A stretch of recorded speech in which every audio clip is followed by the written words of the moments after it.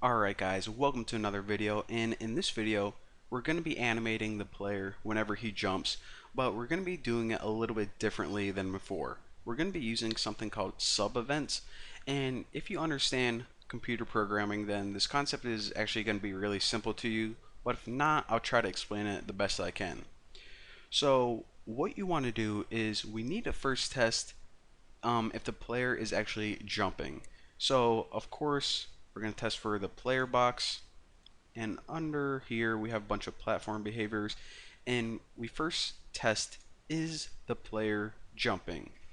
Well, after this we need to check a couple things. We need to first check, was he moving or was he standing still? So we always want to test if he's jumping, but then we need to test something after that.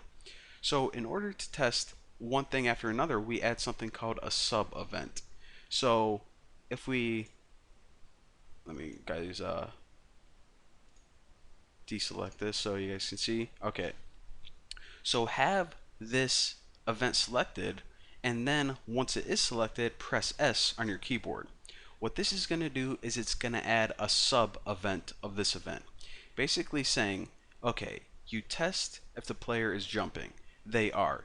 Now what do you want to test for? So basically a test after a test.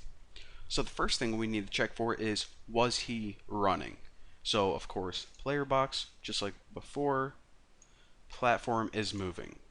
So this is basically saying, was he jumping? And if he was he moving while he was jumping? So on this one, we need to add that jump from run animation. So of course, the animation goes on player, and we need to set the animation to jump from run. Done. Now, aside from this, we also want to say, okay, was he not moving or was he staying still whenever he jumped? So this one is, he jumped while he was moving, and now if you highlight this and hit S again, it's going to add another jump event. And here's another thing that is kind of confusing, but let me just do it and then I'll tell you guys what's going on. So we're basically going to test is moving like before, but once we have this one highlighted, then press I on your keyboard, or what you can do is you can press I or right click and press invert. And what this is pretty much saying is X, platforming is moving, or basically, let me read this like how the computer program is going to read it, and this is going to make sense. Okay, did the guy jump? If he did, then do this animation. If he didn't, or excuse me, if he was moving while he was jumping, do this action. If he was not moving while he was jumping, do this action. So whenever you see the X or invert, just in your mind read not. So the player is not moving while he's jumping. Well, of course, in that case, we just want to add the animation jump from stand. So did he jump? If yes, jump from run, or excuse me, is he moving? Jump from run. Is he not moving? Jump from stand. Hopefully you guys understand that. And the reason I said if you're a computer programmer, because there's a thing called if-else statements. Tomato, not important. But anyways, once we play this now,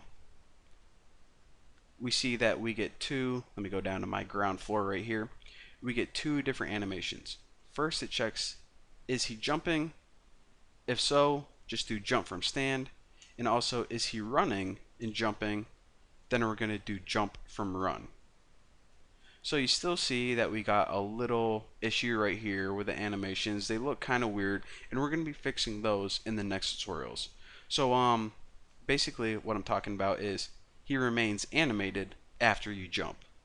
You see what's going on? So that's a little bug, and I'm going to show you guys how to fix that in the next video. But hopefully you understand this, and if not, just watch the tutorial again or do it. Follow along with me, and it'll make sense. So thank you guys for watching, and I'll see you next time.